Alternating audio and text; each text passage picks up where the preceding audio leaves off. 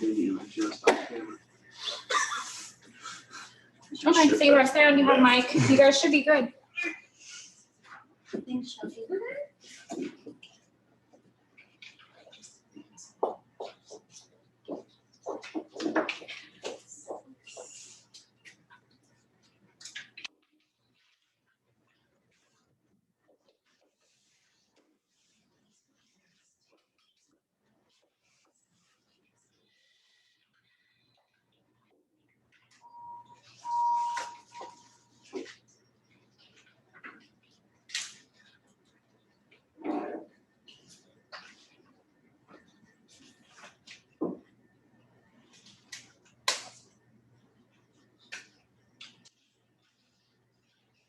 And y'all can start now. I'm gonna do a couple of questions. I just wanted to make sure you weren't waiting on someone to introduce you. No, no, we're here to learn just like you. Yeah. Okay. Okay, great.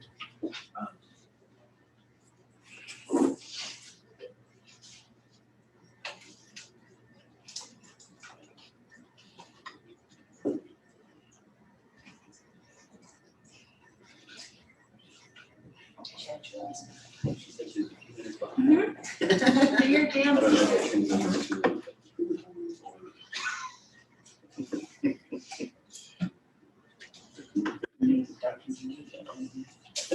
You wanna be the first one to party.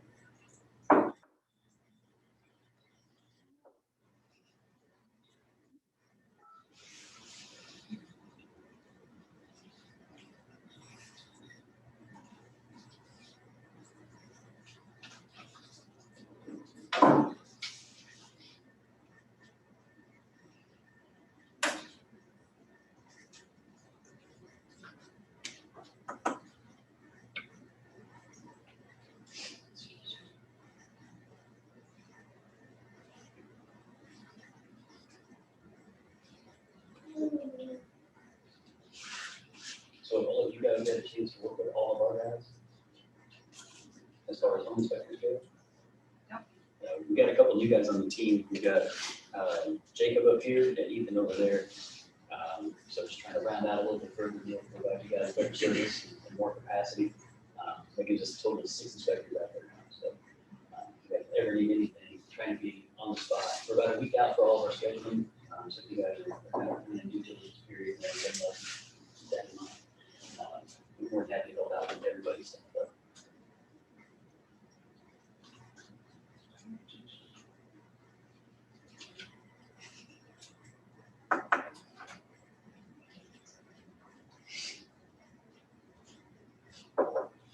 That's what we were talking about. How is this the, oh wow. Encapsulation. Right. Duct tape on the ceiling. Yeah.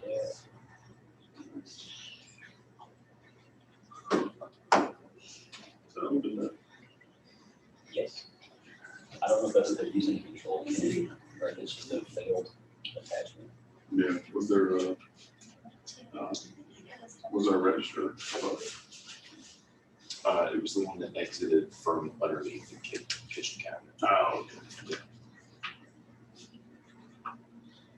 We were thinking they took it down as a way to control it, but they didn't put a dam on that. So there's no way to stop backflow better. Right.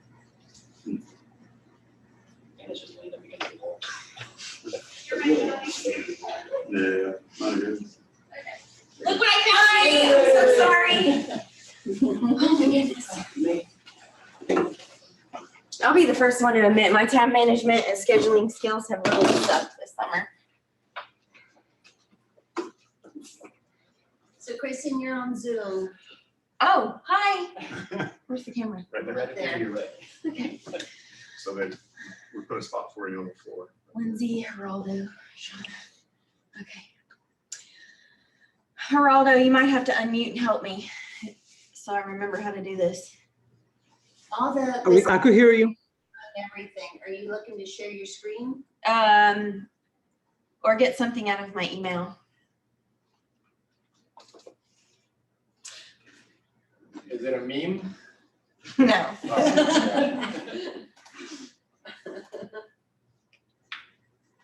I'm coming.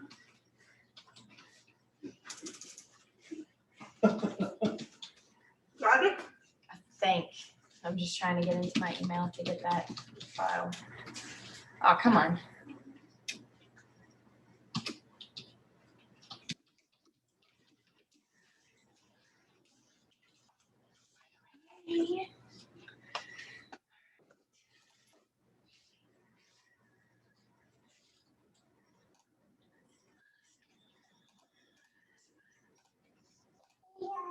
Okay. Sure. Well, what's up there? Oh, yeah, that's right. How do I do that? Would you like some? I also have a sandwich here on me. These are right there. I put my mom. Hit your screen. Sure. All right. And then remind me how I get it big. All those technical terms. Now you may want more. What did I? Haven't done this in a while. Present. There we go. Okay, Right. between me and you. Is this the same Great button teamwork. I use? There we go. Okay. All right. You ready? Okay, small, kind of smallish group. Sort of. First time I did this, the whole room was filled and I was like, anyways, if you have questions, just raise your hand. There's going to be a lot of material. I wanted to kind of update this to make it more generalized, but like I said, my time management still stuck right now, so I didn't get to it. So this is going to have a lot geared towards realtors, but I mean, you home inspector people should be able to follow along because y'all are in this with us too. I assume everybody has heard of GenX at this point. Yeah. And how many people live in the area? 2 and then 3. Okay, cool. Let's see if we can get this out of the way. There we go. Okay. So do you guys know what GenX is? Okay.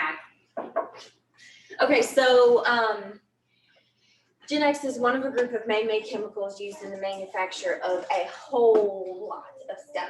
We're talking like popcorn bags, fast food wrappers, clothing that is water resistant, rain jackets, umbrellas, Teflon. I mean, like, so much stuff it would blow your mind. It's literally in almost everything these days. It started out as Teflon for cookware, you know, and then just they started finding that it was used in all kinds of stuff. I mean, it's in Kevlar vests used for the military. It's in firefighting foam. Like literally everything that is water resistant, it's in. It is, let's see, so you've got your carbon fluorine bonds right here. The carbon fluorine bond is one of the most resilient, hardest to break apart bonds in the world. These chemicals do not break apart by natural means. That's why they're called forever chemicals, because they'll literally stay in the environment forever without breaking down. They just don't break down. The only thing that they found for sure can break them down is heating them up to like thousands of degrees, which is why DuPont now down here on the river has what's called a thermal oxidizer, and it superheats the water and the air that's coming out of the plant to break down those chemicals, and it has been tested and proven at 99.9% effective. So that's the good news, is that they're not putting any more of that crap out into the environment. But then what do we do with it that's already out there? Because it's out there. Here we go, nonstick cookware, popcorn bags, fast food wrappers. PFAS are found now in the blood of 97% of all Americans in some concentration.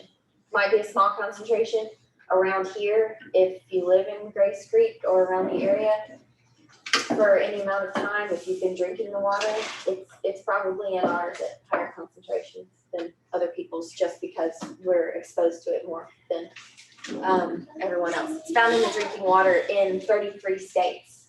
That number may be more now, I don't know, but last year when we were before COVID and we were getting all of the information pretty regularly, it was 33 states, and it's found all over the world. Known effects of PFOA and PFOS. PFOA and PFOS are types of PFAS chemicals. GenX is another type of PFAS chemicals. There's about 2,500 different chemicals in this group, generally known as PFAS chemicals, per and polyfluoroalkyl substances. Can you say that again? Per and polyfluoroalkyl substances. PFOA was the precursor to GenX. You might have heard C8 dimer acid. That's what was first used in Teflon. They phased that out and are now using GenX, which they say is much safer, but do we really have a whole lot of proof? Yes and no. But what we do know is that the known health effects of PFOA and PFOS, thyroid disease, testicular and kidney cancers, pancreatic cancers, birth defects, high cholesterol, autoimmune diseases, tumors, cancers, and skin disorders in pets, and we could go on and on and on and on and on. I mean, we could spend a whole day talking about all of the different things that have happened to pets and animals around Grace Creek and around different parts of the world where they've had problems with PFAS chemicals. And contrary to a lot of what people think is that it comes from the river. Well, our problem right here that we deal with in Grace Creek and Cedar Creek, and I mean, we're now reaching up towards Stedman, over towards like Parkton Road area and Hope Mills. That's kind of where the lines are going down into Bladen County, over in Robinson County. They've also been emitting the chemicals into the air, and that's what causes our wells to be contaminated, not the river. They're not getting into the aquifer from the river, they're getting into the air, and then it's raining down. There has been some evidence showing that some wells underneath pine trees will test at a higher concentration than ones that are kind of out in the open. And the thought is that the sap just, holds it in higher concentrations, and then when it rains, pine cones fall, the pine needles fall, everything like that. It just leaches out in higher concentrations when that breaks down into the soil and then goes into the groundwater. Now down in Wilmington, everything downstream they're affected because they pull their drinking water right out of the river downstream of the plant. So for years, decades, they were getting all of that Chemours was dumping into the river. But what's going into the river doesn't directly affect us here. In Cedar Creek, municipal water supplies downriver. So what happened was in the 1940s, DuPont began producing the C8 dimer acid, also known as PFOA, used in the making of Teflon. DuPont has had a permit to dump this stuff in the river and into the air for decades.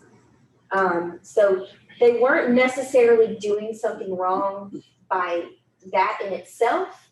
What they were doing wrong is what the information that they were sending to the state Department of Environmental Quality and the EPA, they were misrepresenting the test results, not giving them all of the information, that kind of thing. Like they didn't report that in the 1980s, DuPont took female workers off the production line because they figured out that all the workers, all the female workers that were having babies were born with severe birth defects. And this was mainly up in Parkersburg, West Virginia. There's a whole lot of them around there. And then birth defects in female rats who had been exposed to the product. But they didn't, they didn't say anything about it. They didn't send that information to the EPA. And that's kind of where DuPont went wrong. That's why they get, the bad name that they're getting now. 2009, they began the switch from C8 to GenX after more information started coming out. The public kind of started becoming more aware of what was going on. And in 2015, DuPont created Chemours as a spin-off company to handle the manufacture of all PFAS chemicals. Now, this is where it's like, it's almost on one hand, you got to be like, damn, they're really smart. I mean, that was a really, really smart business move. But then on the other hand, it's like, how evil is that? Because they put every bit of the PFAS production off onto Chemours, so that now we can't go after DuPont itself. We have to go after Chemours. Now Chemours is suing DuPont because they're saying that DuPont misrepresented the liability that they were going to take on for this when they spun off Chemours. Does that make sense? But they knew what they were doing. But so 2017 is when it kind of all blew up. There was a professor up in NC State called Detlef Knapp. He started doing testing on the river and found out that these chemicals were being dumped in the river in much higher concentrations and quantities than DuPont had been reporting all these years. And then he started doing his own research into it, and then newspaper stories and everything else. And then we kind of got hooked up with the whole Parkersburg, West Virginia situation, and everybody started putting two and two together. We, meaning we, when I say we, I mean the people right here in our area who have been working on this. We couldn't really get anything done through the Department of Environmental Quality. They just wouldn't really do anything until a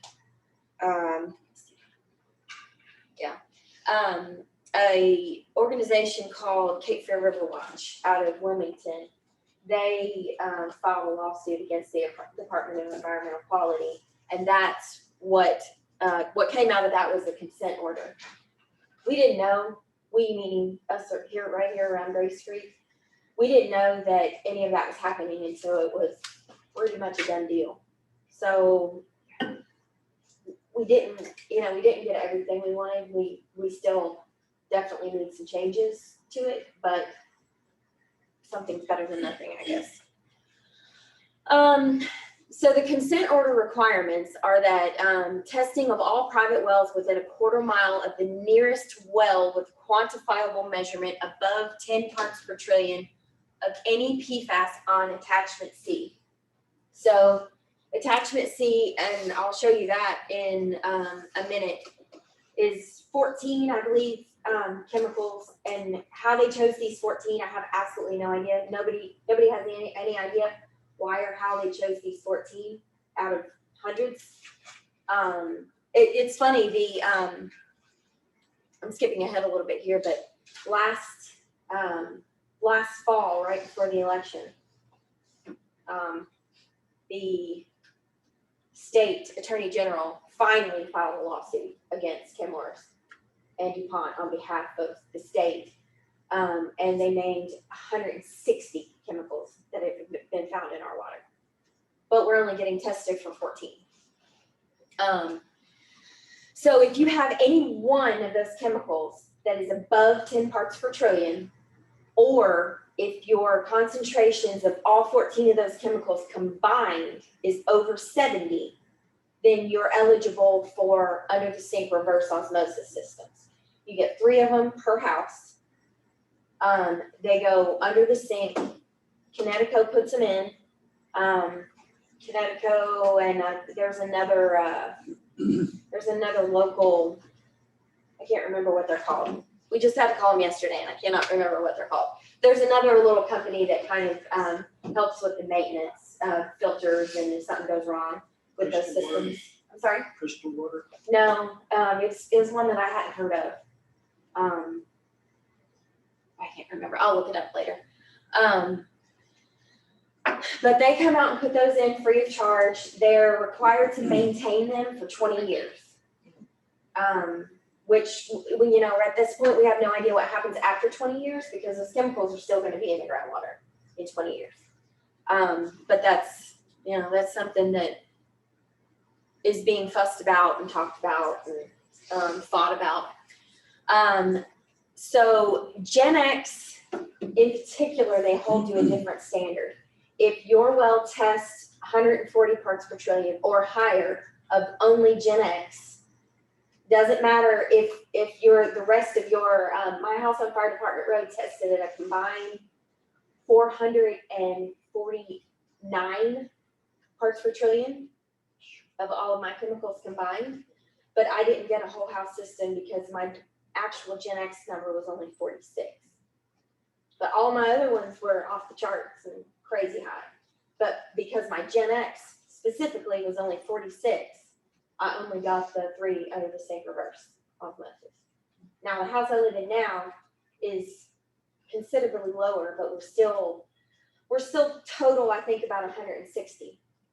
But you know, still only 3 under the sink reverse osmosis systems.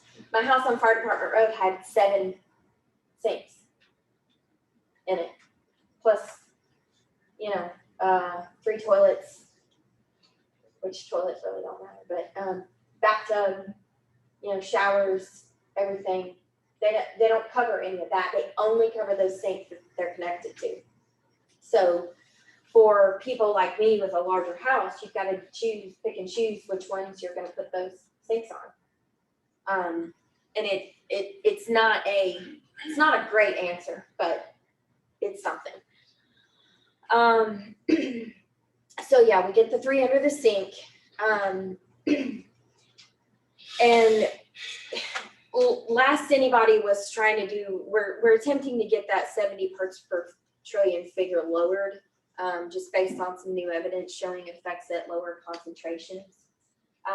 And that's, I don't really have a graph or anything to show as far as that new evidence, but it was just, you know, something that came up in one of our meetings and I wanted to include that. Kristen, I have a question about the previous screen. Go for it. The 140 parts per trillion of GenX, what chemical makeup or what letters is GenX? You'll see that if you look at a results page. You've seen some of the results. If you look at it, GenX will be the HFPODA. This is what I'll say, HFPO-DA, Okay. and that'll be your GenX. When you were talking about looking at like 14 different numbers to add up, what are those 14 things? I don't know most of them off the top of my head. But those 14 things are what they're all calculates PFAS the chemicals. HFPODA? Is that no? The HFPODA is GenX, it's one chemical. The other 13 are other types of PFAS chemicals that they found in the water. Most of the results I've seen, the highest concentration of any of those 14 is something called PMPA, and we don't know what it is.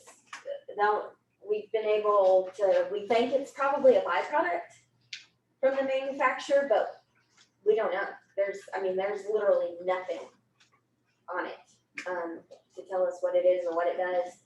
So that's kind of why we're left to thinking that it's a byproduct.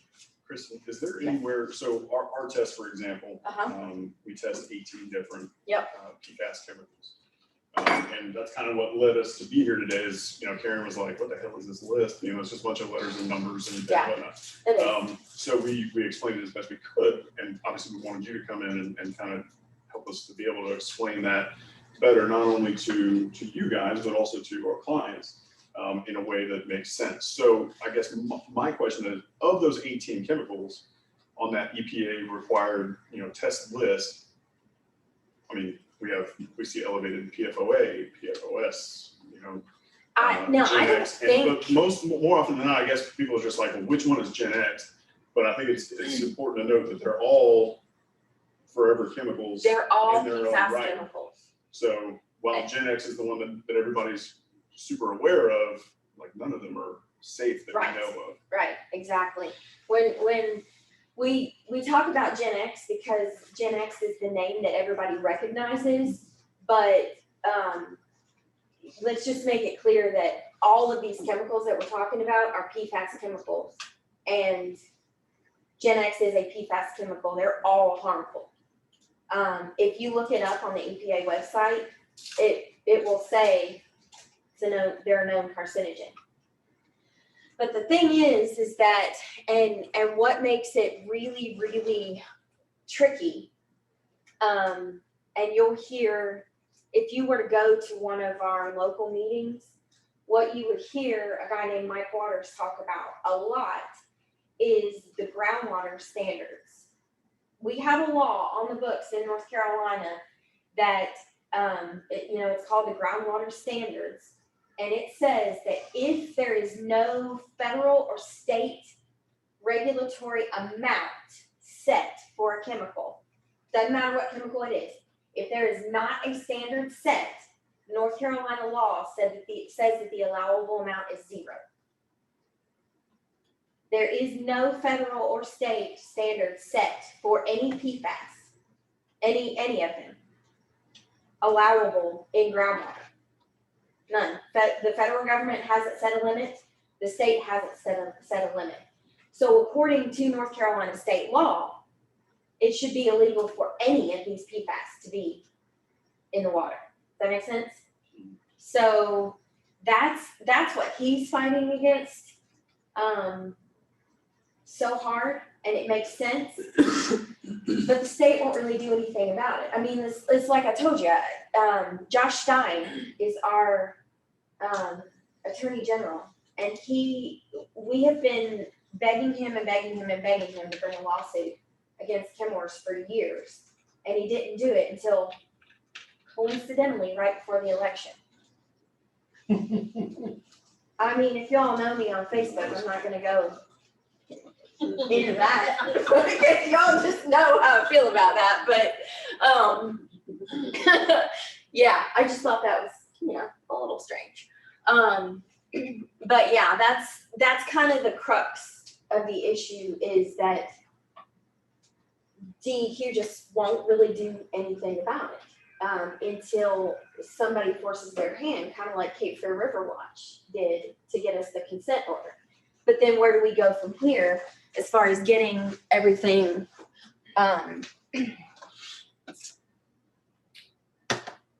Give me a second. Let me get this link up.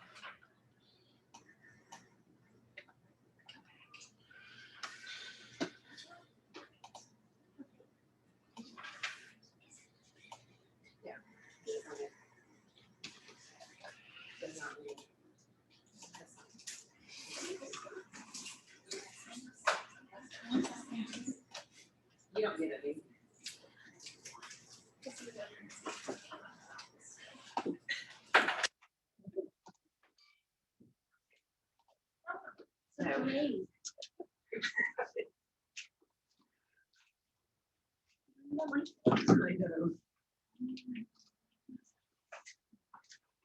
Okay, so I'm just gonna go back to this for time's sake. And if you, I'll get you guys the new link to this, but this is an old map, and you can see kind of the red outline.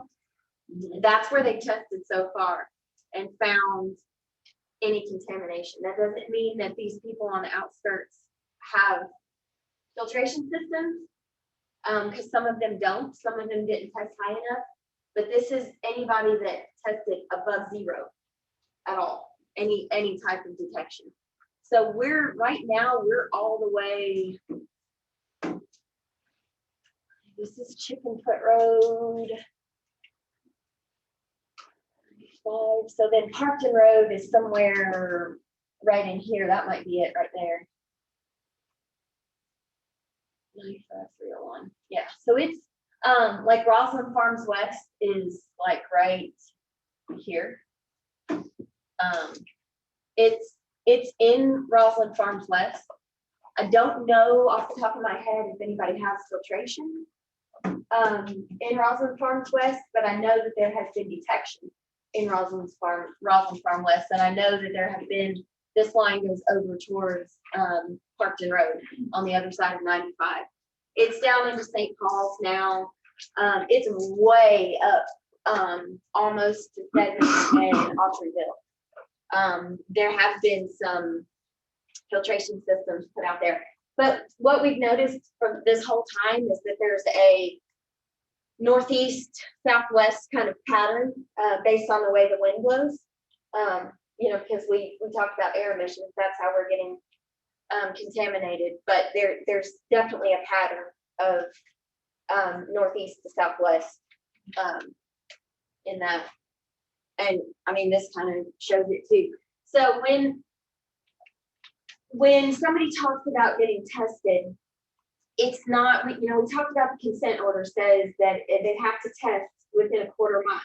They have to go out a quarter mile of anything that tested positive, right? So it's not, they do it by sectors. It's not just, okay, this person tested positive, we're gonna go out in a quarter mile in all directions. They do it just for, I guess, efficiency purposes. They go by sectors. And like, you know, one time I called up there and they're like, oh yeah, we're testing sector 13, you know, whatever. But so if it doesn't quite make sense of how they're testing, if you notice it, or if you talk to people, or if you've got a client that is you know, has requested testing, you know, they go by sectors. So if they've got, if you're right here on this line and they're like, well, so-and-so just down the road just got tested, but they won't test me and I'm closer. It's because they're in a different sector, and something to understand when you're talking to people. Who's testing? I mean, who's doing the test? Who's this from? So this is from the Department of Environmental Quality is where we got this, and it's a little bit outdated. Is the other one that you have a working one that updates the Google one that you have? Does it get updated anytime a filtration system is noted that it has to be added? At least I had someone. No. Okay. Because there's no database. We've created our own database. Okay. Mike Waters and a few other people. I can't really say we because I haven't. Because I know I have the same Google link that you have for the map to where it goes, and that came from. I don't know, this was very old. Okay. But she got it from like Mike Waters. Yeah. I mean, you can probably go on the Facebook page and find it. I've got it. I've probably got it somewhere. But you can go on the Facebook page and find the newest link. And then if you want me to find it for you, send it to you, just text me, email me. Should it be in there now? Probably. Okay. You might have to go back through a bunch of BS posts about people just bitching about everything, but. What is it called? The Waters. Yeah. Grace Creek Residents United against. Yeah, there's no else. All you gotta do is drive down the road a couple of days at a time, and you'll find people that's testing positive, got water on the front porch. Oh, yeah. Yeah. So if you don't test positive, you won't get water. All right, so So ours was tested negative because our well's 400 feet. So the deeper the wells is what they're saying, the deeper that's coming up negative. Yes, but don't let that be a foolproof thing that you go by. If you come across somebody who says, I've got a 400-foot deep well, don't automatically say, oh, we don't have to worry about it then. Especially real estate agents, do not. Seems to me it would get there eventually. That's the point. It's going to get you there eventually. It might be hundreds of years. It might be 10 years. We have no idea. I mean, we don't know enough about this stuff in that context. You've also got, Well, I mean, So- hasn't the ones in like West Virginia, Michigan, those other ones, they've been around longer than this one here. I mean, don't they Yeah. have- well, I mean, they've Data been making it here since the 40s, but it's getting the information and everything. Oh, goodness. Zoom people, can you see that? Yes. Okay, thanks. Okay, so you've got DuPont over here. DuPont Chemours. And then, what's your name? Jim. Jim. Okay, Jim's house is over here. And Jim, We're real estate. We don't really- Jim's house is a 400-foot well. So let's just say for a second, I live here. And I have a 400-foot well too. But my well is at the same overall level as Chemours. I've still got a 400-foot well. But since my house sits way up here, I'm still at the same level as far as groundwater as DuPont is. Jim tested negative because his is way down here. Does that make sense? Sort of? Question? So don't automatically assume that somebody says, just because somebody says they got a really deep well, that it's gonna be clear. And don't automatically assume that because your neighbor tested negative, don't automatically assume that you're gonna test negative, because that's not how it works. We found neighboring properties with the same depth of well, that one tested positive and one didn't. There's all kinds, I mean, like you could literally, again, teach another whole class about hydrology and groundwater and the way aquifers work, and I'm not a geologist, so I'm not even gonna go into that. This is like as far as I go. Hey, Kristen, can you hear me? Yes. Hey, how are you? Good, how are you? Good. So I have a question. What, and this could be silly, but if someone is building a home, so they're building new construction and the builder is talking about doing an X amount of foot of the well, and it's still within that area, they can't say no matter how deep it is that it's necessarily clear from what you just said, correct? Correct. Okay. Yeah. There's so many other factors that can go into it. And I mean, I'm sorry, but I wouldn't trust any of the builders word for. That's what a lot of the builders are saying, that they're doing, the way they're getting away with it, or the way they're not testing positive, is they're going 300 to 400 foot deep. Yeah, of all and the that wells. may work, but we have no idea. Still have to It test it completely depends on the way the aquifer's running, the way all of this kind of stuff. Like I said, I'm not a geologist, so I don't know enough to explain it, but I do know that it's dependent on so many different factors other than depth. So it's not yes, you're probably better off if you have a deeper well at this point, but then like we said, what happens down the road, 10 years down the road, 20 years down the road, 40 years down the road? We have no idea. No idea at this point. Question. As a realtor, we have a responsibility to disclose. So if we're disclosing and everything that we have, even the disclosure from the real estate, from the office here, not KW office, but the Lonely Pine, is disclosing GenX. So if our PFAS and the other whatever it is are just as bad as the GenX, then should we be generalizing it to GenX, or should it be something that is? That's why if you actually read very carefully on the disclosure, when Zan and the attorneys were coming up with this, they sent it to me, which That makes me feel special.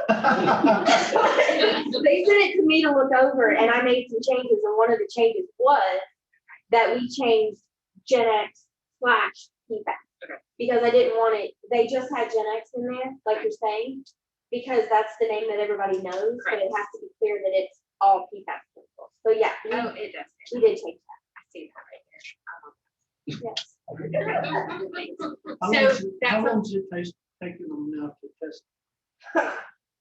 Long time. In the beginning, it was 6 to 8 weeks.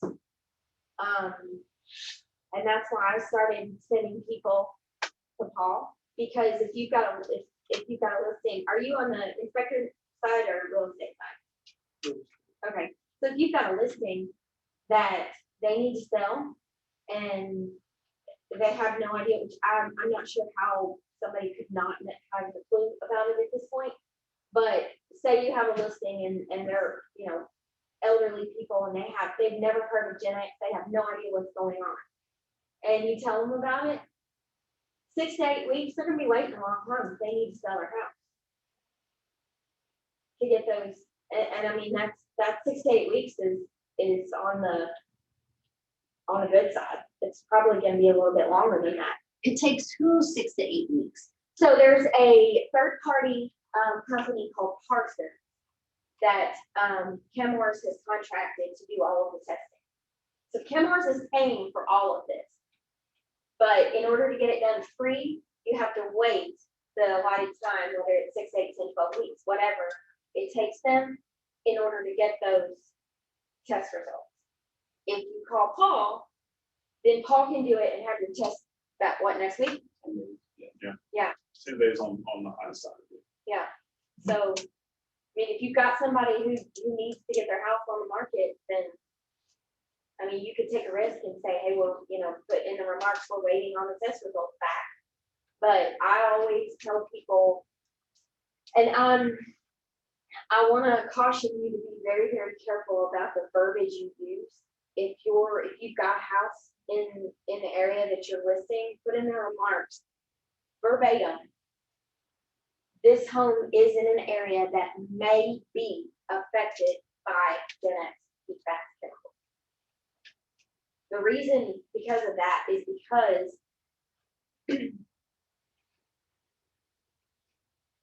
let's see. We'll get to this. So they gave us a disclosure to use, but what happened is because it's not statewide, which probably will be statewide at some point, but it's pretty localized to our area right now. They gave us this disclosure to use.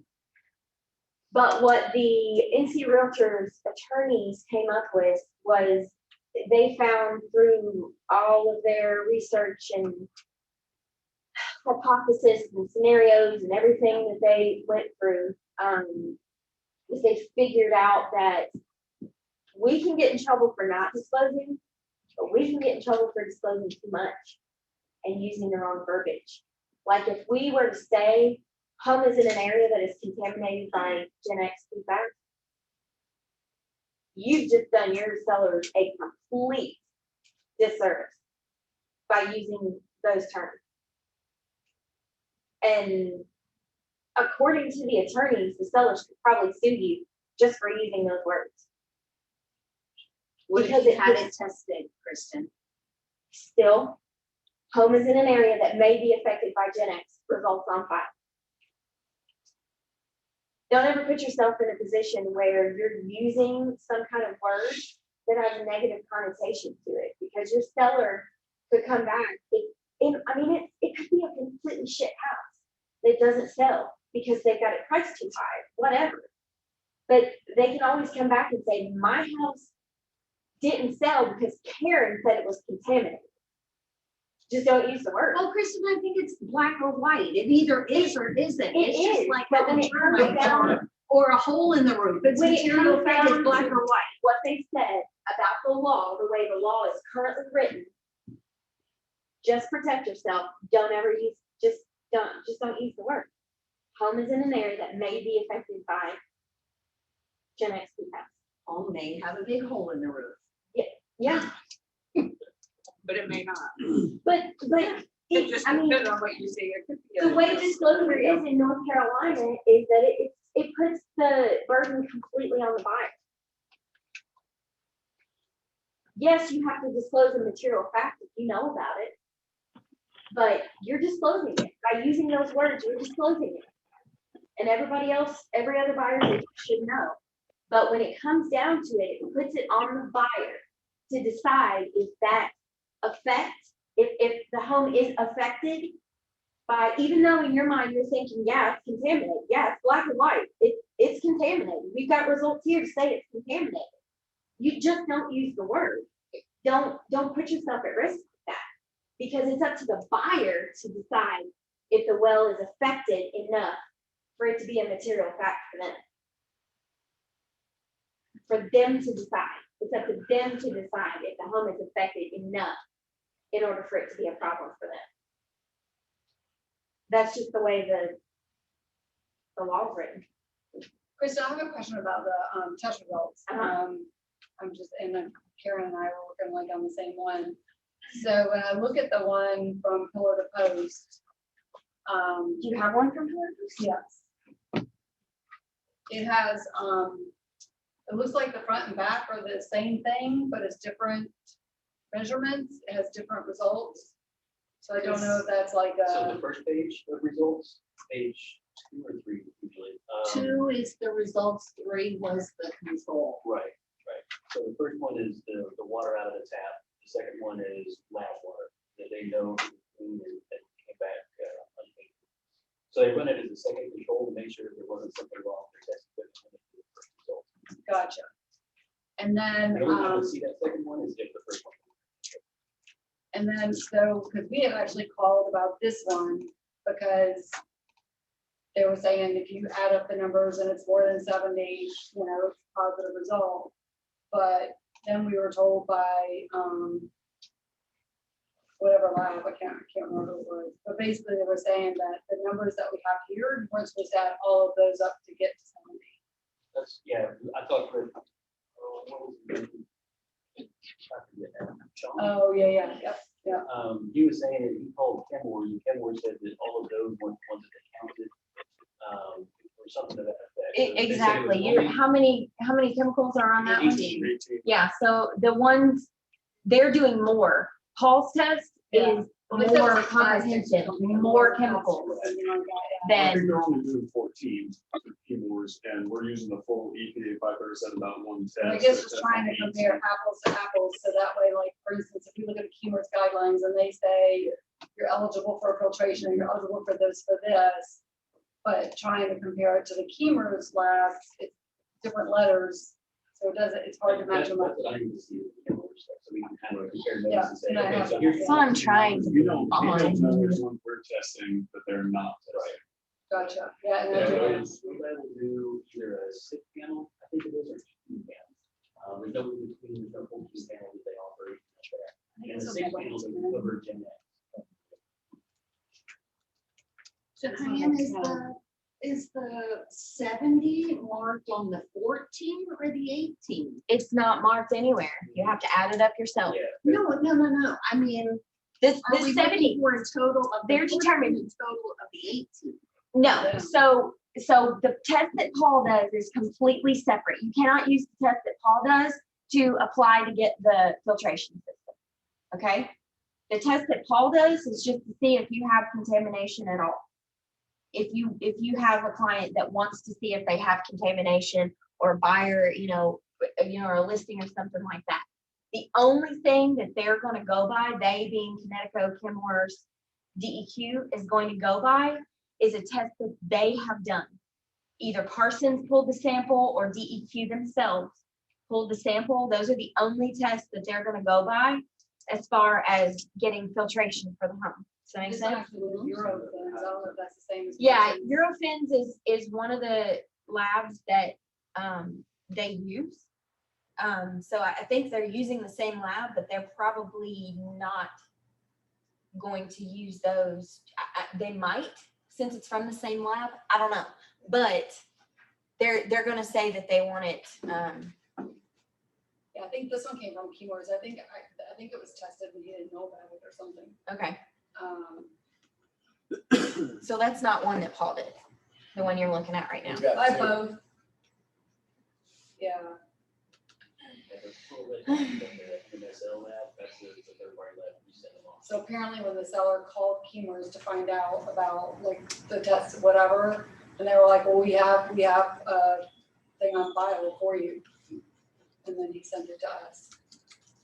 So Keywords already tested that property unbeknownst to Right. the owner. Mhm. Yeah, it's, Can they test without a seller knowing about it? Yeah. They're supposed to contact the owner, but I have found a couple of people that didn't know about it or forgot about it or they were confused or what, I'm not sure.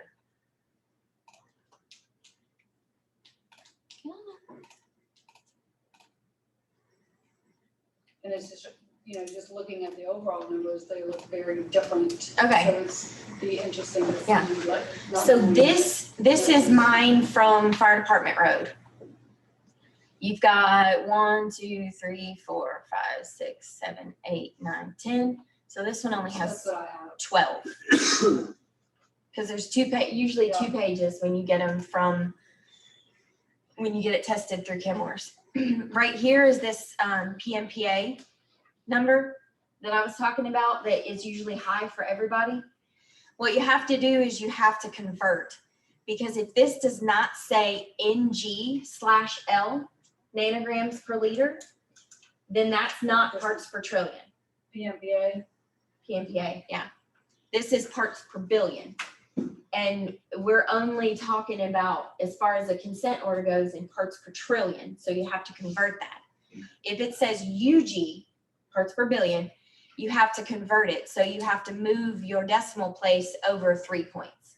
So my total for the PMPA is 160. This one's 6.6 Mhm. after converting. So that's under the limit for that one particular chemical. This one is 32. This one is like 2. So we're at 34, 36. This is 12. I'm horrible at math. 48. Were you asking me to turn my hand up for you? 51 plus 48. Come on, Heather. 51 plus 48? Yeah. 99. This one's 130. So add 130 to the 99. 229. Good job.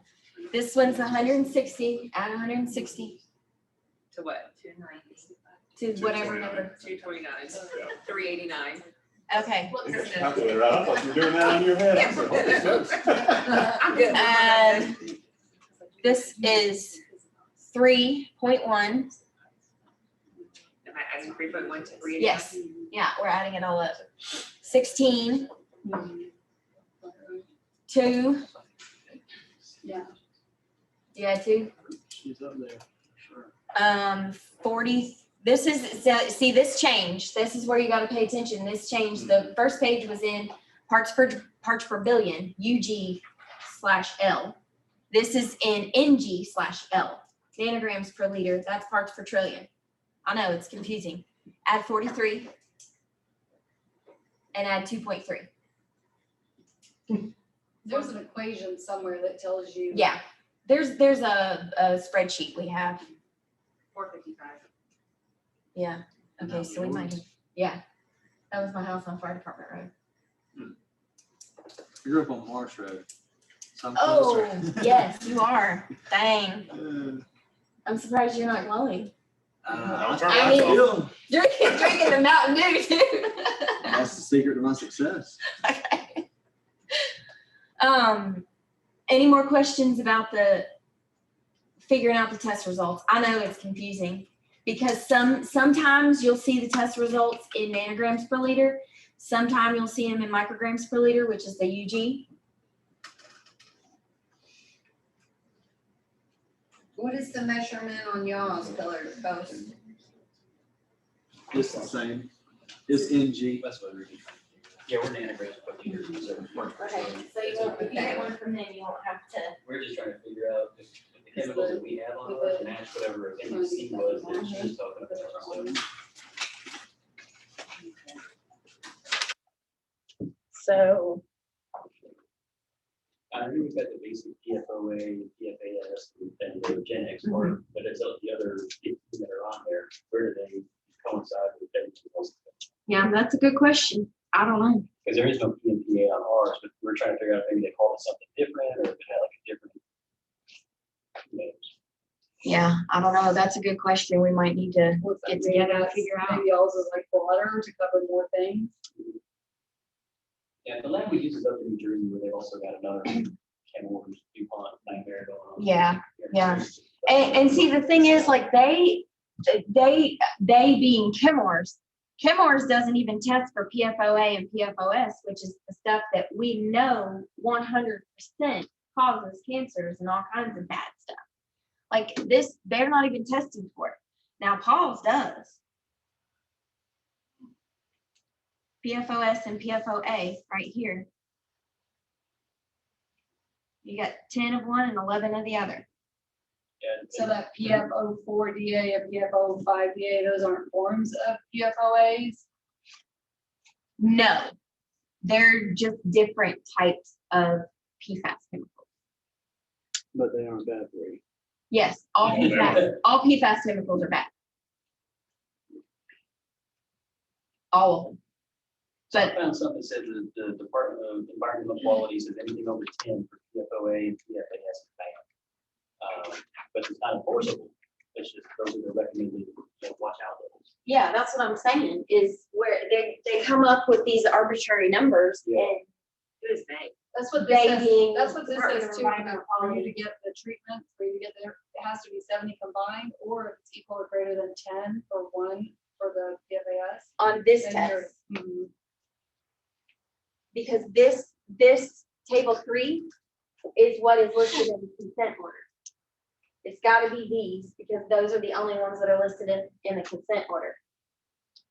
As of right now.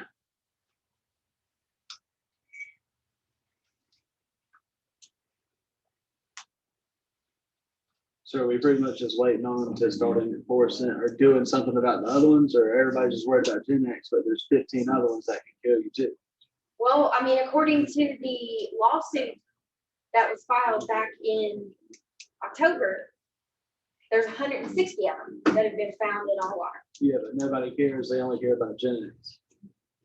Only because GenX, it's kind of like, A trade name. for it. yeah, it's kind of like, When in all reality, you should be calling it PFAS chemicals. yes, Or Yeah. the 2,500 other ones. yes, exactly. About 160 that we know of have been found in our water. But we're only getting to for 12 and 14, according to the consent order. So where do we go? Like that, can you, Sharon, are you able to tell me kind of around about where that house is? You don't have to give me an exact address. Arlington Plantation. Okay. So that's Arlington Plantation is over on Parkin Road. Way over on this side. And they've got 10 and 11 parts per trillion of PFOA and PFOS, the stuff that we talked about.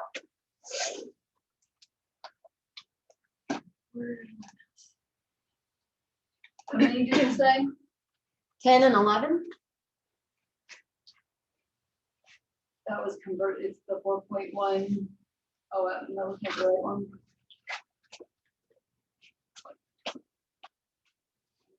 The PFOS and PFOA. 10 of PFOS and 11 of PFOA. You got testicular and kidney cancers, testicular, pancreatic, and kidney cancers. I can't talk today. So what if you don't have testicles or a kid? You don't have to worry about it? I mean, Oh yeah, we definitely have to worry about it. I mean, I may not have testicles, but I've got kidneys. You can get new kidneys. I don't want to get kidneys, right? Birth defect, high cholesterol. I mean, They have more kids. I think I'm buying this house.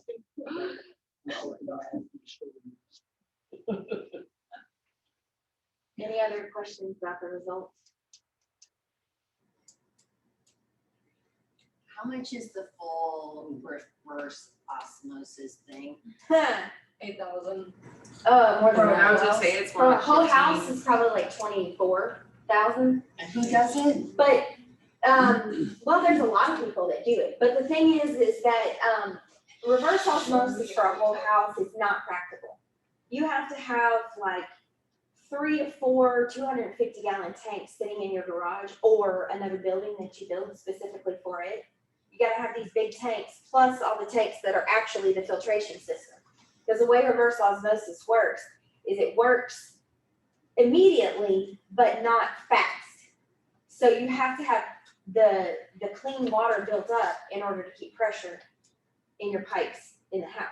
Does that make sense? So if this is a forever chemical, The 24,000 is just to get it installed. Yes, All the rest of the maintenance. cartridges that you have to buy every time you change them are very, very expensive also. Yeah. Now, if you were to have a home that tested above 140 parts per trillion for GenX specifically, you would get what's called a GAC filtration system for your whole house, granular activated carbon. And don't be confused because it's not all carbon filter systems that can filter out PFAS chemicals. So you'll get, and another thing with the builders, you'll get, I've had, I don't know how many builders or, buyers who have built brand new houses and oh, we don't have to worry about it because the builder put in a filtration system before we bought the house. Yes, but it's for filtering out iron and lead and crap like that. It's not designed to filter out PFAS chemicals. It has to be a certain type of carbon that filters it out.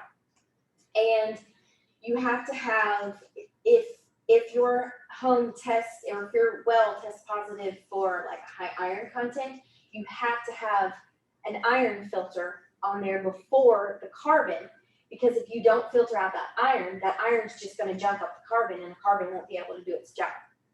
Same with lead or whatever else that you might have. So every home, every well is gonna be a little bit different as far as the filtration system that's set up.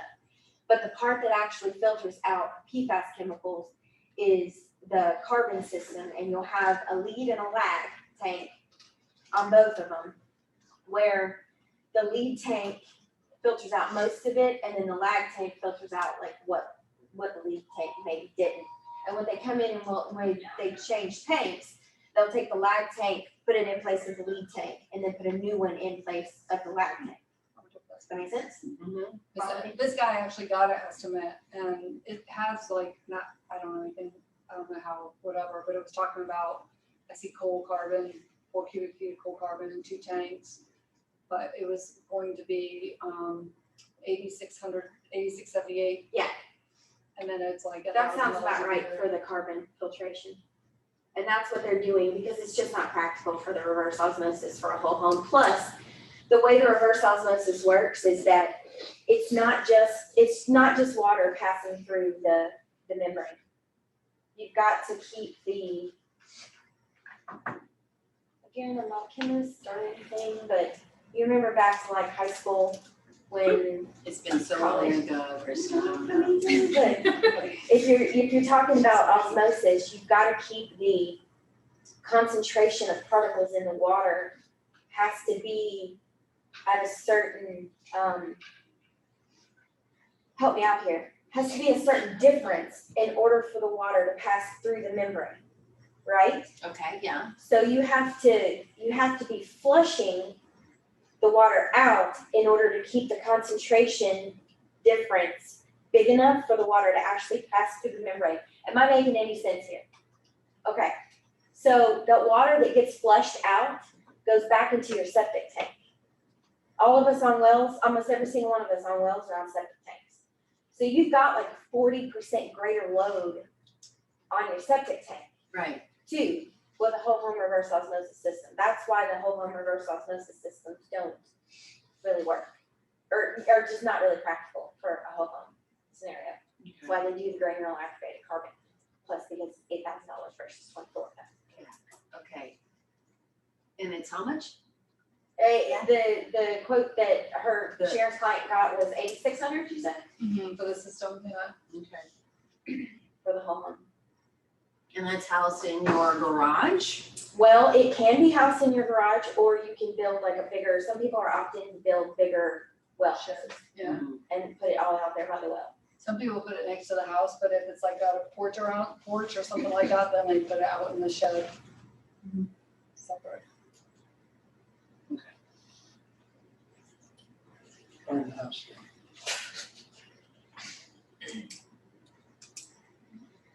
Okay, It'd be so. interesting to send even like it'd be interesting to see like a regular, like Fayetteville City water test, you know, it'd be interesting to see what that would look like Yeah, what's compared the full to, water? yeah. We'll talk about that. I was gonna say, so I know someone that works at Commerce and he's left and he's gone up to,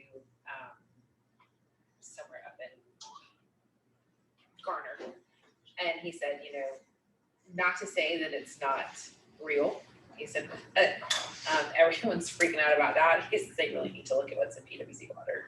Yeah. He was like, cause there's crap in Most And hey, people let me leave tell you here after one of my presentations and are like, oh my freaking God. I mean, not drink tap water, it's terrible. We're gonna die anyway. You got that something? Yeah, I mean, Give that some Dasani, let me try the Dasani too, and then we'll just stick to that. I mean, Well, that's from the tap. So. yes, it's probably, exactly. It's probably less contaminated, but completely pure water is not good for us.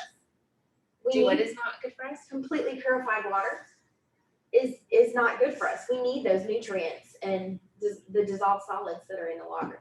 Chemicals, all this. And the germs, so we can build up our immune system. Exactly.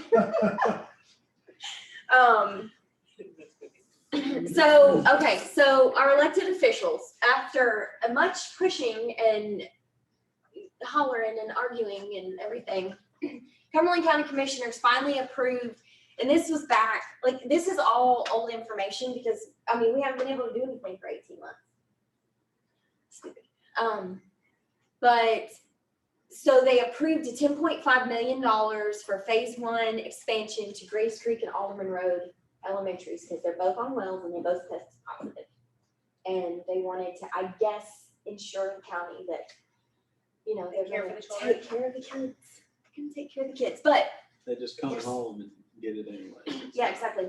But they, at the same time, they approved like a $330 something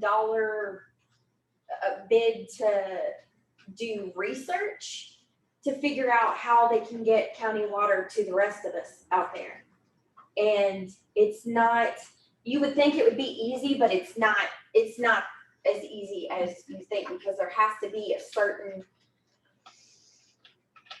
for the size pipe, again, I'm not a plumber here, for the size pipe that goes around the county, they would make a big loop.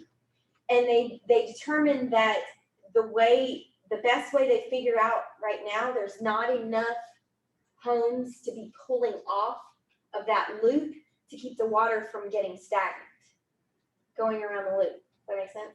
Yes.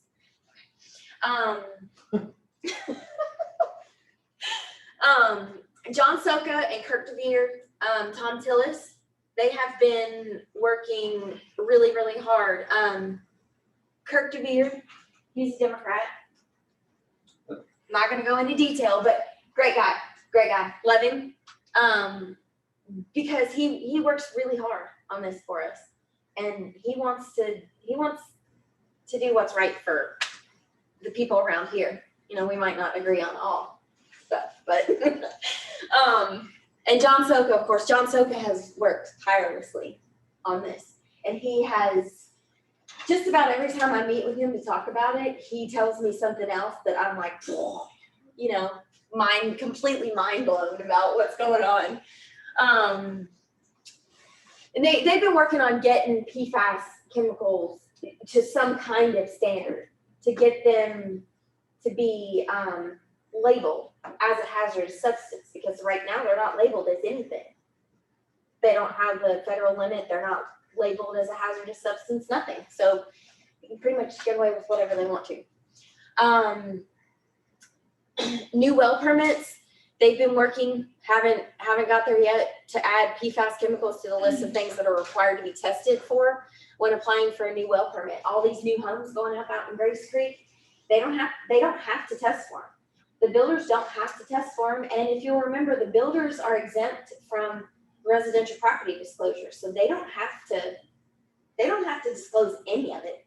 And that's the main reason why I started giving this class, because every single day I was on the Facebook page and I saw somebody else who was like, I bought my house 3 months ago and I am so pissed because somebody just knocked on my door and said that my water may be contaminated and they wanted to take a sample. Why was I not told about this before? Why did my real estate agent not tell me? My real estate agent should have told me. Well, if you've got a real estate agent, before the disclosure went out and before we started talking about it at meetings and luncheons and everything, if you had a real estate agent that lived in Lillington, they didn't know nothing about it. And I mean, let's face it, we're all over this county, all over, the neighboring counties. I might not know about something that's going up in Harnett County because I don't live up in Harnett County unless I'm paying attention. And it's the same thing, unless somebody's paying attention, they're not gonna know about us. And I just got really tired of us we get a bad name for a lot of reasons. This isn't one of them. If we can help it, if we can get the word out, we just need to make sure we're protecting ourselves, protecting our buyers, making sure people know about it. And when I was talking about we can get in trouble if we don't disclose, but we can get in trouble if we disclose too much. That's why Zan and the attorneys were all saying, look, this is why you use the disclosure. You send the people, even if they're buyers, to third-party websites. You give them the information to look it up themselves, but then let them make the choice. You can't say, oh, you don't want to live out in Grace Creek because they have of course. contaminated water, because that could get us in really big trouble. And, we can't influence their decision of whether they want to live out there or buy a house out there. Because they might, if we try to, or even without trying, if we inadvertently influence their decision, to buy a house out in Grace Creek and then, it goes under contract, and you know how people are, they'll be really pissed. They're like, I wanted that house. Why did you talk me out of that house? And you're like, I didn't mean to talk you out of it. And I think that's what they're saying is the problem. And if you were to come right out and say, buyer, this is a great house, this is a great area, but it's got contaminated water, and that seller finds out that you used the word contaminated and told your buyer that they don't want that house. There's so many ways that we can get in trouble. And I think that's why they were like, disclose, but we'll leave it at that. Push your buyers to do their own research and then leave it on them to make the decision. I've had so many conversations with other agents about this because they're like, but I'm like, I know. They have to make the decision. Even though you don't think that it's gonna be a good decision, they have to make the decision. Well, I might not think it's a good idea to pay $10,000 over appraisal value either, but there's people out there that are fine with it, There's all kinds of crazy stuff happening right now. Right. Yeah, Secretary of State, Secretary of State, not Attorney General. Josh Stein filed a lawsuit in October against Kim Moore's. I got the whole link there. I've read the whole thing, but it took me like 3 hours. Nobody wants to read the whole thing. And at the same time, an amendment was made to the consent order that affected testing of surface waters and extended the timeline for completion of testing. Because with COVID and everything, they had to pretty much stop testing for a while. And then they haven't really gotten back to where they they really should be or need to be with the testing process. That's why it's going so slow. Okay, is anybody who does not live on PWC water and is not on a well in Grace Creek? I have Hope County water. Hope County water? Do you know where Hope County water comes from? Hope County. Ah, Where does Hope County get the water? Uh-huh, yeah. So Hope County, I believe, pulls from, some from Eastmore Water District, some from the Cape Fear River. I'd have to look it up, but they've got a few different places. They've got some wells that they pull from, that tested negative, but they also pull from different places. I did this because I did a presentation over at, what is it, Pinehurst or Southern Pines KW? I can't remember what they're called, but the KW over there. I went over there. Pinehurst Water District water supply comes from 17 different wells. It is also purchased from the town of Aberdeen, the town of Southern Pines, and the Eastmore Water District. Cool, no problem. But Eastmore Water District gets their water from the Cape Fear River. None of them knew that. None of them knew that. Because you don't think about stuff like that until you're faced with a situation like this and you're like, where does my water come from? I don't know. You know, I wouldn't have ever thought about it. I would never have thought about it before all of this. I mean, in Kentucky, we don't have wells, because it's all rock. You know, we have county and city water everywhere you go up there, and I have no idea. I mean, I know a lot of it comes from the Kentucky River and some of the creeks, but other than that, I have no idea. And I had no idea if it tests clean. I have no idea if I'm sure it has PFAS in it because it's in at least 33 states, but I don't know. The other districts in Moore County pull from wells, Drowning Creek or Lake Tillery. Lake Tillery is a whole nother story. There is all kinds of crap in Lake Tillery. Don't get me started. I mean, cause Yeah, aren't they like, near a nuke plant or something? yeah. Yeah. I mean, there's all kinds of stuff in Lake Tillery. It's gross. So Cape Fear River. If your water comes out of the Cape Fear River, and we're talking about upstream of the PWC intake here, okay? So from July to September 2019, DEQ required 25 municipal water utilities to test the wastewater going into the river for 19 or more different types of PFAS chemicals. Sanford tested the highest at 4,026 total parts per trillion PFAS in September. Wow. Guess where the wastewater in Sanford goes after it's treated? Cape Fear River, upstream of the PWC intake, y'all. Do you think they filter out PFAS at the wastewater I plant? thought you couldn't filter it out. You can't. I mean, unless you have a gigantic filter tank, I guess you could, but nobody, I mean, Wilmington had, or New Hanover County, Brunswick County, whatever, they, Thanks. I think they had, their quote was $2 billion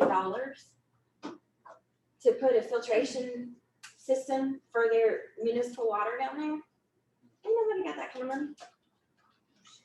But I mean, and at the same time, total PFAS spiked to 244 parts per trillion at PWC. Did they tell y'all about that? Did y'all get a letter? Nope. I didn't think so. You've also got, and this is something John Soka told me about. Move my board back over. There's an old plant that used to sit right on the river. So, and I've done PWC Day. Has anybody else done PWC Day? It's pretty cool. Sign up for PWC Day. I mean, I know I'm kind of geeky, but sign up for PWC Day. It's Okay, cool. so why would I sign? Tell me why I would sign up. So this would make no sense to me, or very little sense to me, if I hadn't actually been there and seen it with my own eyes. The intake for PWC is right here, you know, on the river. Okay. So actually, hang on, I need more room. The intake's right here. Okay, that's the main intake. Where is right here? located. off of Ramsey Street behind Oh, Fay okay. Lock. Yeah. Yeah, and like during PMC day, they take you there, they show you the control rooms, they show you the, all the treatment tanks that they do, how they filter everything out. You get to go to the sewage plant, which is great, but it stinks really bad, obviously, but It's exciting. it's, I mean, you are reeling. I know. I am ready to go. so, okay, so this factory used to sit right here, upstream, right? So the water's flowing this way, right? And then the intake comes out here in the river. Plant used to sit here, and I can't remember what they used to do, but trust me, and if you don't want to trust me, I'll get the word. I'll get the name of it because I can't remember. But they used to make all kinds of crazy stuff, and there's a plume that they're monitoring underneath where this factory used to sit. There's a plume of all kinds of crazy chemicals that's underneath where this set, and it is migrating towards the river. Upstream of where y'all get your water. Just saying. You think they're gonna tell you about that? No. I'm not trying to scare y'all, I'm just trying to make you think. Okay, back to GenX. PFAS chemicals. What can be done? Not really much, except for fighting and arguing and bitching and complaining, because they're unregulated. North Carolina has very little control over industries polluting waterways, and it's just going to continue because there's not any kind of system in place. Say one of these, say DuPont comes up with something else. They want to come up with some kind of new crazy chemical to make some kind of new crazy product. I don't know. And it's completely unregulated. They can make it, and unless DEQ or EPA watches them like hawks, they're gonna do whatever. And probably start putting that out in the environment. That thing is really close to the river. Yeah. Would you look up something on it? I'm on Google Maps. Yeah. Looking at it. I mean, it's very close to the river. Yeah. You should know what used to be there, Heather. What was that? I don't know. But the state can go after cities that violate terms of their pre-treatment permits, which if they get caught putting something, out in their wastewater that's not there. That last I heard, they were working on trying to find the source of that big spike in Sanford, but I don't know if they had heard it. The river has 1,4-dioxane in it, which is a known carcinogen regulated by the EPA. In your water. Drink tap water. Low concentrations, but still, you gotta think about it. Until recent years, they remained very quiet, and they're now requiring testing to track down. I'm not gonna do my soapbox this time. Oh, but that would be so much fun. Well, it sounds like plenty of people know me from Facebook on here, so probably don't need to do a soapbox. I know you in real life. Yeah. Oh, did you come? I've been Are you here? She's been talking. Oh my God. Are you gonna call me out again? I'm going to. Try that. And lender required. This is something that we had a problem with a few months ago on a house I had in Glenmill Farms. They tested the water. Remind me, I might have to think real hard about this one. It was an FHA. So we did the regular drinking water test. Yes, but it was turbidity. Yeah. Turbidity was added in there because somehow some kind of message got screwed up somewhere along the lines, and the buyer's agent, I was a listing agent, buyer's agent asked for these things, and I think she may have asked for it based on what she thought. So the She turbidity needed automatically comes with it. The lab does it as a favor, Okay. basically. It's like, okay, well, so everything came clean in your water, but you've also got this extra sediment that's floating around, or this extra dead skin cells, or whatever's making it cloudy. VA and FHA don't require it for a loan. So we just have to go back and let them know if there's something that's on a water test that you don't need or don't want to have, we can usually get it lined out and get a new report Yes. information. But do it before it gets sent to the lender. Uh-oh. But how do you, I mean, But it turned into a bit of a mess. If for a you, while. yes, if How you would you have see, known that? nobody, I don't think anybody requires turbidity. I don't know that anybody specifically requires it, and most lenders don't care about it. That was the first time in Yeah, so if 3 you years of doing see, this that we've had somebody say anything. if you see, and let your buyer's agents know too, on a well, like you're the listing agent, because I didn't know this, I didn't know to even ask her, I just didn't know, I didn't know it was gonna be a problem. But it was a nightmare. My client had to spend about $5,000 on extra filtration just to get this turbidity down to where the lender wanted it to be. Just turbidity, everything else was fine with the water. It was a nightmare. So if you see turbidity on a water test, send it back to the lab and ask them to remove that crap before you send it to the lender. Because it'll be a nightmare for you. Just let me know. I can usually get a turnaround in a few hours on the report. So if I get it over to you and you're worried about it, we can usually get it off. But like lender required well water tests do not test for GenX or other PFAS chemicals. A lot of people don't understand that. They think, well, I had my water tested when I bought the house. That don't matter. Because they weren't tested for that. So you know, it's funny that you made a comment that it's actually going in the segment. As soon as I saw a well, I had a house on Magnolia Church. As soon as I saw the well, I was like, please have the well tested for GenX. And even though it didn't have GenX, it had PFAS, and nobody knew. Like even the seller was like, it's not there, and I was like, okay, well, let's go and get it tested either way.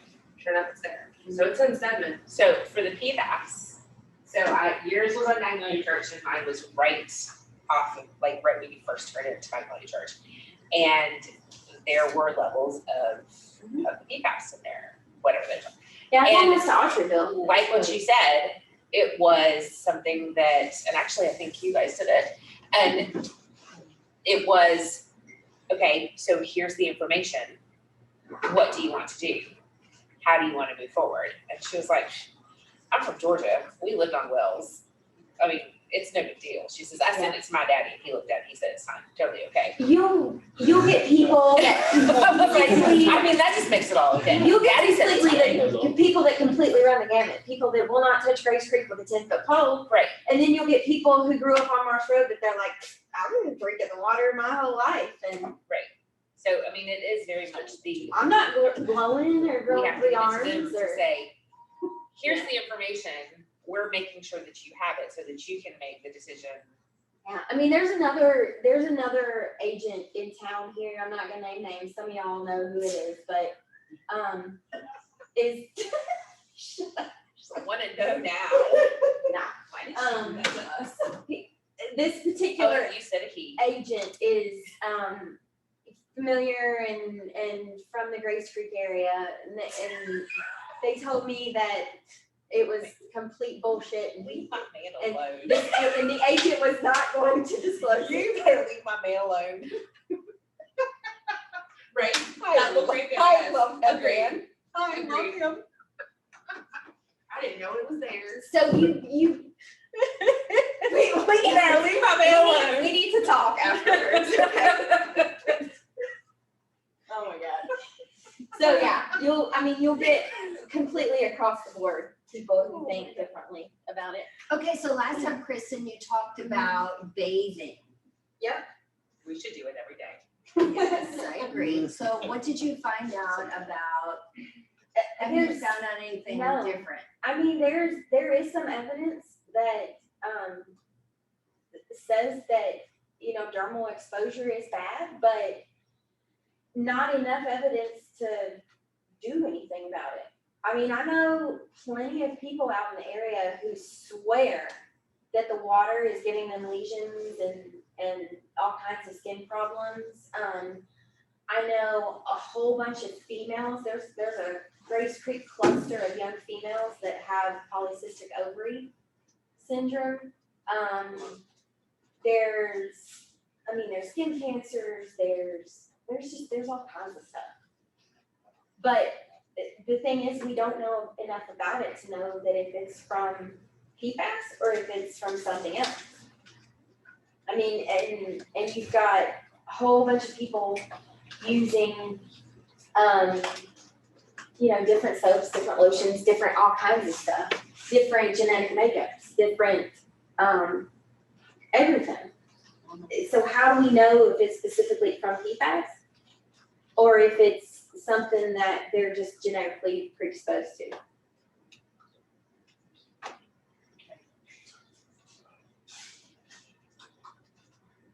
That's the hard part right now. Because all that we know for sure is the PFOA and PFOS. Because GenX is just still too new. Well, GenX and all the other ones, really. The only two that we really know any amount about is the PFOA and PFOS. Because they've been studied for decades. But those are fine. No. But I'm saying from like, if you get From the tested for consent GenX, order standpoint, yeah, they're not testing for it. Per the consent order. Hey, Kristen. Yes. Sorry. I had a question for you. Is there an updated contamination map anywhere, or have they updated the map at all? Yes, but I don't. I'll get it. Shoot me a text or an email. All right, I will.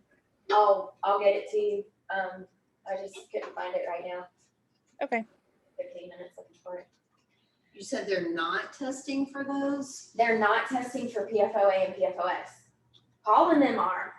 Paul and them test does, but Kenworth, according to the consent order, it's only those chemicals on that results that I had up here. The 12. Yes. I didn't even have the HFPOD on it. Yeah. Yours didn't? Or? No, that one didn't. No, mine did. It was on the second page. Oh, was it? Okay. Yeah. I don't have my glasses on, so I'm squinting at everything I'm trying to see up there.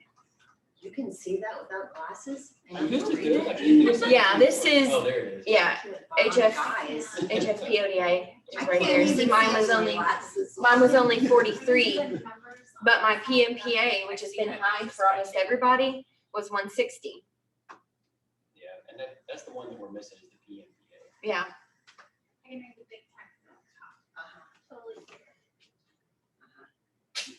Sorry. I don't know how to make it bigger either. You can't just do this, Kristen? Let me do that. She has a touch screen. She's fancy. If it was my laptop, I could. I'm not, y'all think I'm all techie and everything. I'm just not. No makeup on sugar today. So, see, y'all are special. You made the slideshow. If you have a listing or somebody who wants to get their water tested, call the 678-1101 number. And if they're inside and have not been tested or close to it, call and get them on the list. They might say, yeah, you're not within the testing area yet, but we'll keep your name on the list so that we know that when we get to that area, you want to be tested. And then find out if they have filtration installed. Microvac also does it. Wait, Kristen, you have to actually tell them that you want to be tested. They don't just test everyone in the sector or whatever it was. I mean, yes, they're supposed to, but people are getting missed all the time. Okay. I mean, this is a hold a gun to their head. You have to do this kind of thing. You think they're going to do it well? No. And coordinated by the government.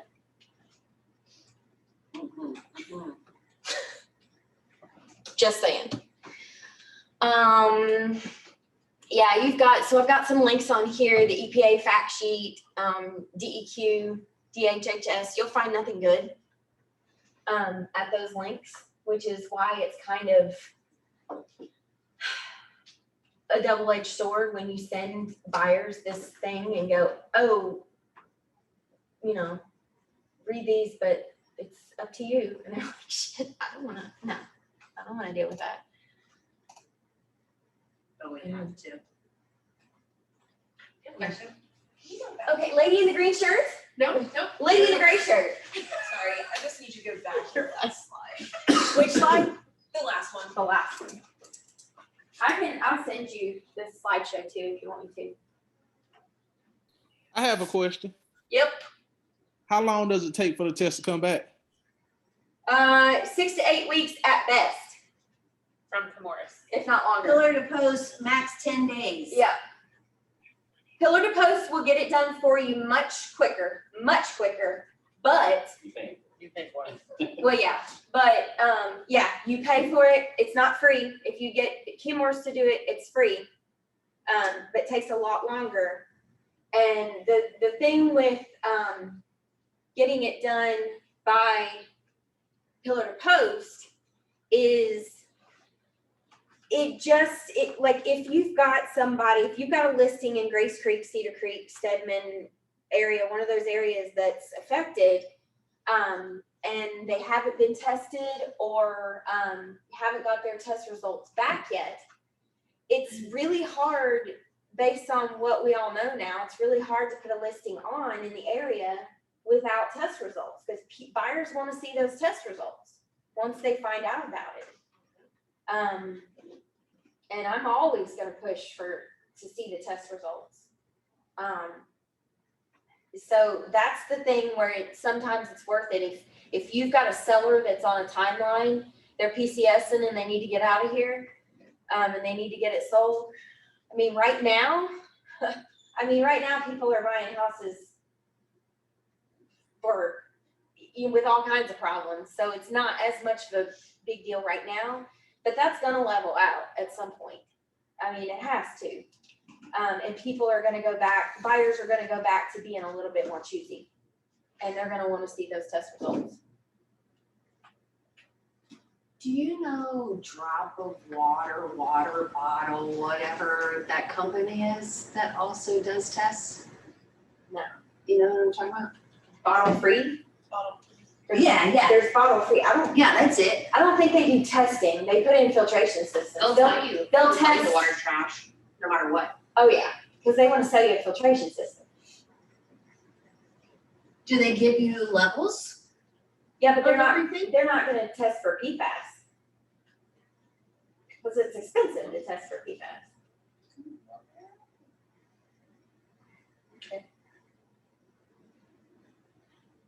I just saw that test on a listing before, and so I was just wondering your thoughts. I mean, that's fine, but if it's in an area that somebody's going to be worried about PFAS, it's not going to do any good. Okay. Green shirt. Green, how are you doing? I'm good. How are you? So we can ask a few questions. Okay. That's all. So where do we refer people to if we do have PFAS in the water?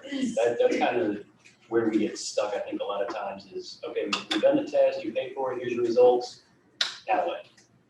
Okay, so yeah, is this somebody that, like a buyer? Yeah, just Okay. like the last one, for example, where it came back with high levels, they talked to Kenmore, and Kenmore said it's not high enough for us to worry about. So Okay. what can that person do? So that's easy. The only choice they have is, he's, for anybody who may not have heard, he's asking, so buyer, they do a home inspection, they do a water test as well.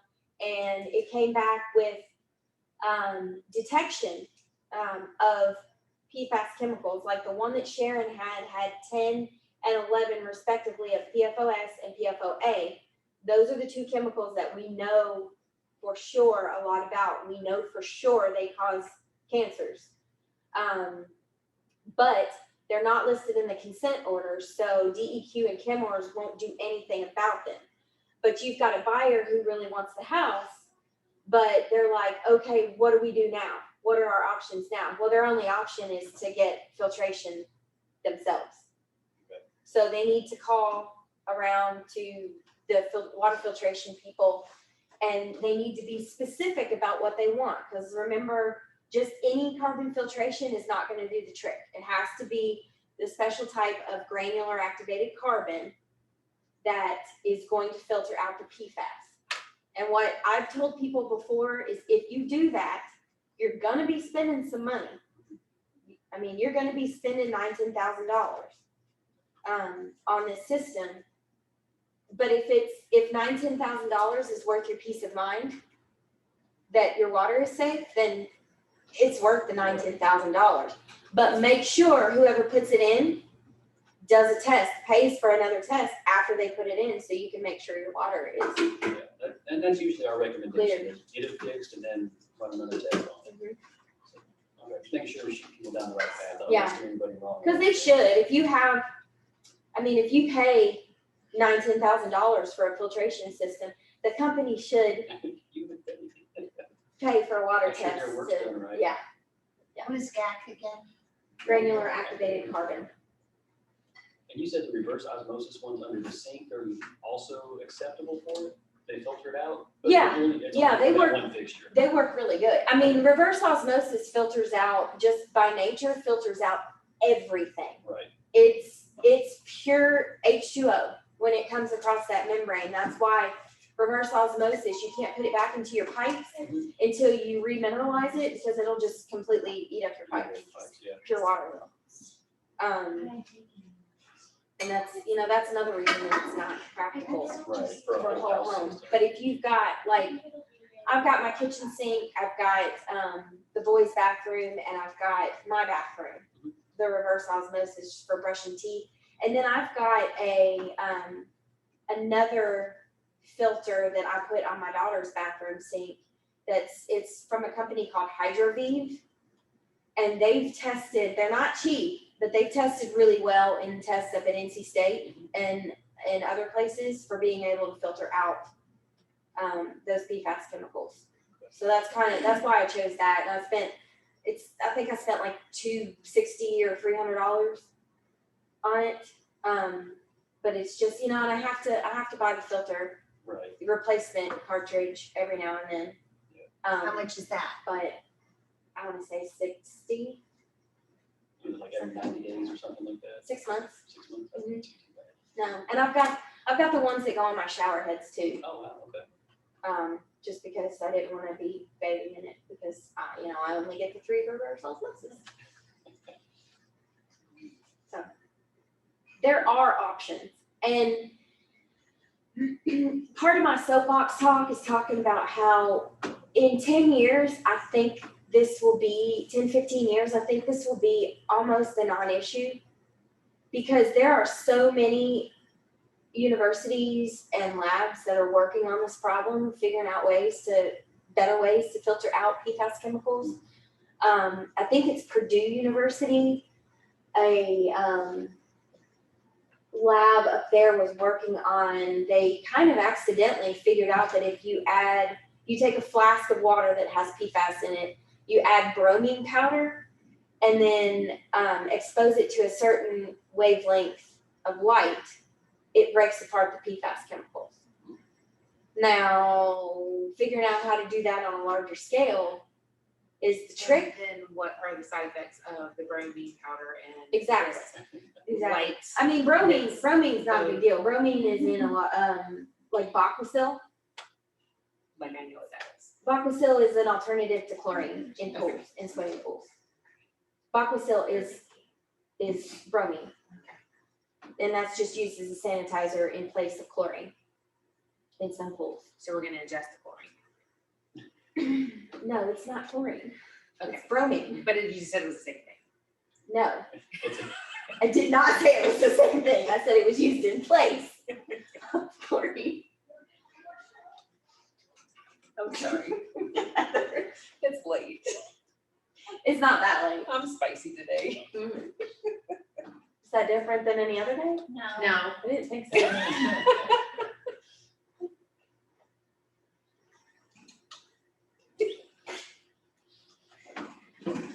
Oh, goodness. Is there anybody left on Zoom that has questions? They all gone. No questions. I'm good over here. Thanks for coming. Armando actually answered. I know. Thank you. I was hoping to see his face, but. You're welcome, Heather.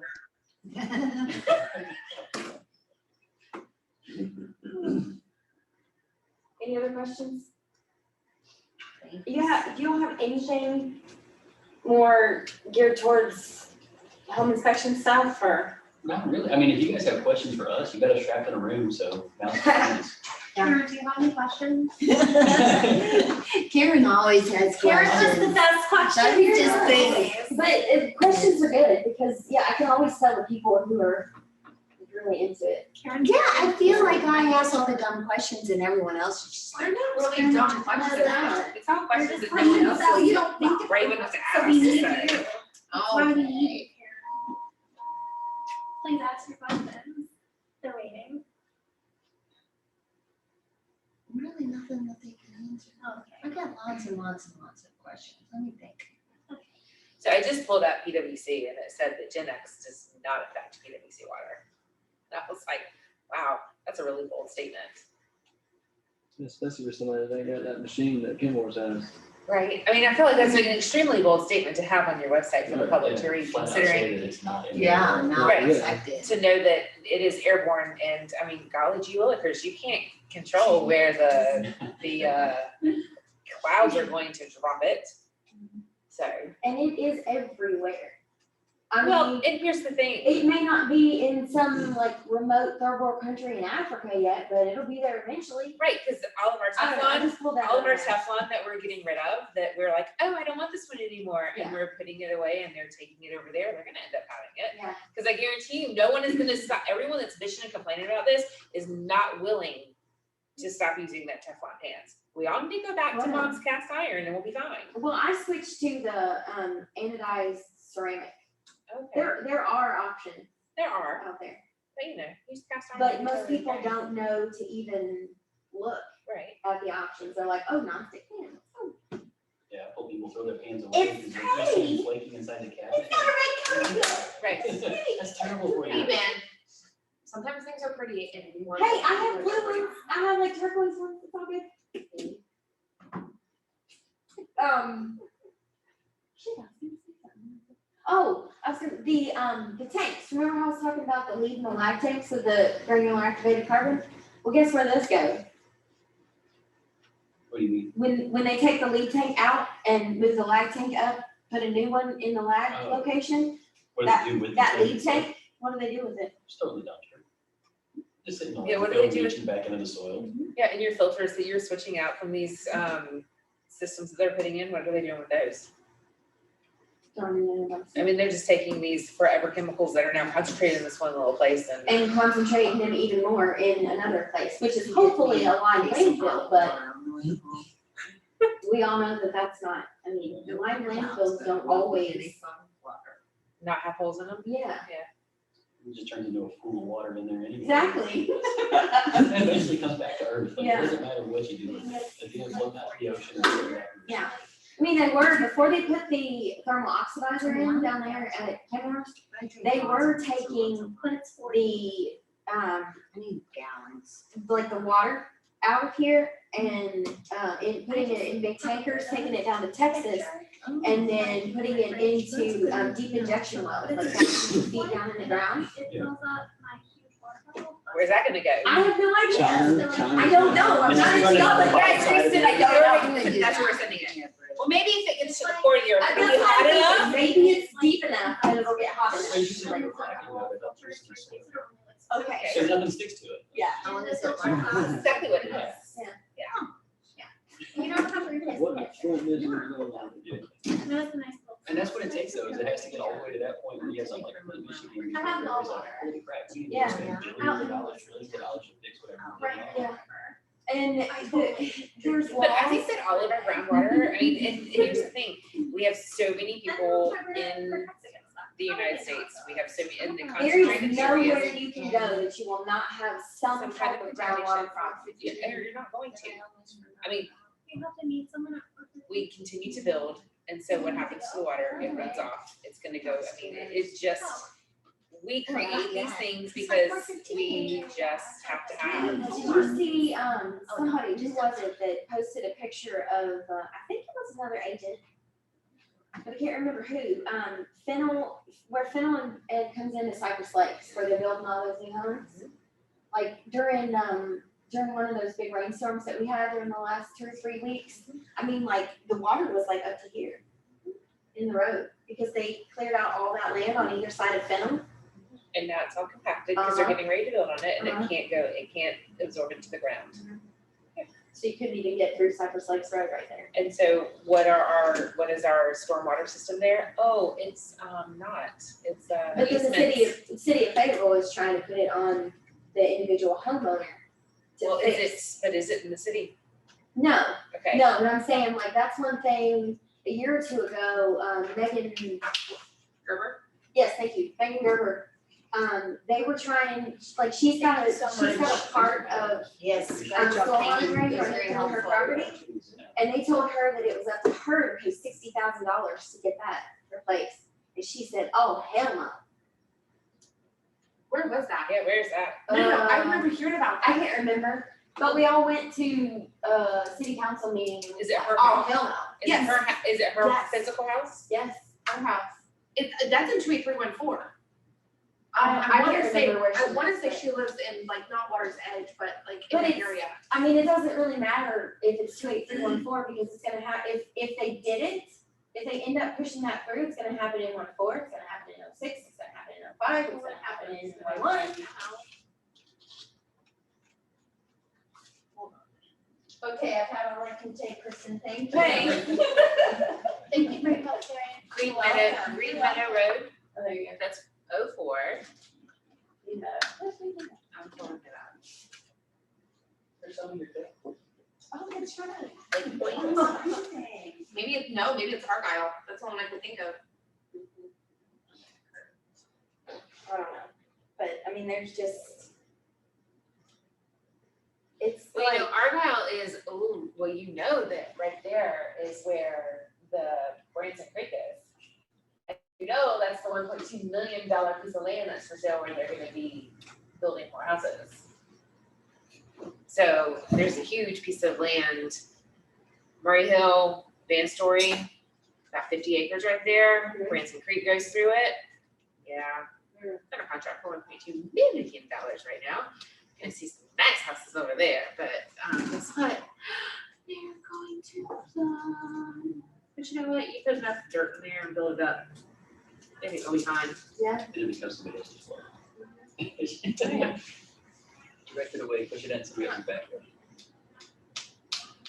You know what happens, every bit of this is like a black hole. I'll start researching like something that I found out and then it just like sucks me in and it's freaking ridiculous. Yeah. And I got too much going on right now to, I haven't been keeping up with it. As soon as we started finding out about this from you, like 2 years ago or so, we started doing the testing for it and everything, trying to track down a lab that would do it and get all that stuff sorted out.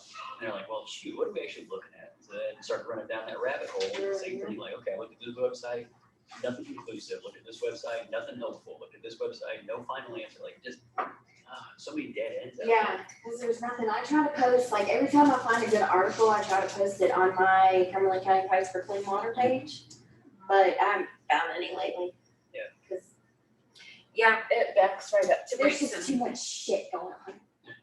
Not only does it back up to Branson Creek boots, it also backs up to that piece of land that's for sale or that's under contract. Megan's house? No, I don't remember if she's the one that had the conversation with us or if it was somebody else, but I remember that conversation because she was livid. I don't think it would, maybe you and I had that conversation like a while back. Maybe, I don't know. I just remember going, she called for everybody to come to the meeting and I was like, I'm there. Listen to anybody here who wants to. It's ridiculous. I'm taking I'm taking mine. They shut it Oh, down. please take your. I will. Do you guys have a friend? who Yeah, wants take your cut. to- Listen, I gotta carry back out, so. I like the pens, I always like the pens. Yeah. all or nothing. Oh, I'm taking it. Yeah, we'll load the rest of the stuff, clean up our office space. Realistically, if you guys do want to leave them downstairs in our break room, people will take them. Yeah. Is that down the first one? I'm here. Might be right there. Yeah, I don't think I've met you. Oh, hi, I'm Amy. Nancy. Amy McKenzie. She's fabulous. I don't think I ever introduced myself. I just figured like. You didn't. Everybody, You just stormed in and started you just going. ran in and was, hi, everyone, hi, I'm here. You are either, here I am. Like, I'm watching my Facebook. I'm not for everyone, okay? I thought that was a little appropriate. I think that's like the perfect. And then when I saw your slide when you went ordinance and soapbox, I was like, oh God, we are in for the shit now, and I've been waiting. No, I'm gonna skip this. We don't have time for that. Yeah, I figured when somebody asked me if I was gonna post a meme, I was like, oh, I don't need to soapbox these people. Okay. How are you? I have so much stuff. There you go. You got nothing. So She completely deleted me. what?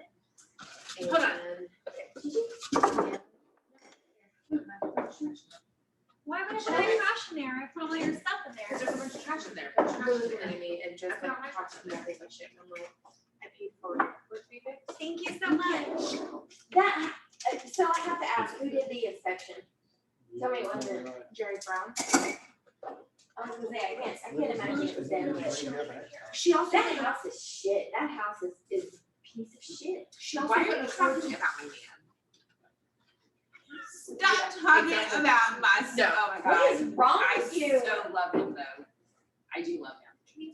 I mean, I like him as a person, but That's what, I mean, Wait. yeah. No, I she's just- not serious. when he, Wait, he told me, Who got hand sanitizer? he was like, it's bullshit. I'm not gonna do it. I'm like, okay. Everybody's still on this? Thank you. I'm sure we were gonna live with it. Thank you.